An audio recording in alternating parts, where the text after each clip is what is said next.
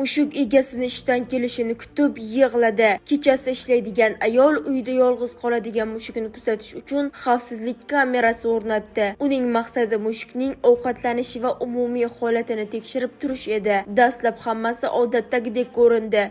Mushuk uy ichida aylanar, ba'zan uxlar, ba'zan o'yinchoqlari bilan o'ynar edi. Ammo bir kun ayol kamerani ko'rganda yuragini ezadigan manzaraga duch keldi. Mushuk eshik oldida uzoq vaqt harakatsiz o'tirib yig'layotgandi. U egasini kutayotgan edi. Shundan so'ng ayol ish jadvalini qayta ko'rib chiqdi va endi uyga kelgach mushuk bilan ko'proq vaqt o'tkazishga qaror qildi. Ushbu videodan ko'proq odamlar xabardor bo'lishi uchun videoga like bosib, barcha tanishlaringizga yuborib qo'yishni unutmang. Bizni kuzatishda davom eting, chunki siz bilmagan sara xabarlar hali oldinda.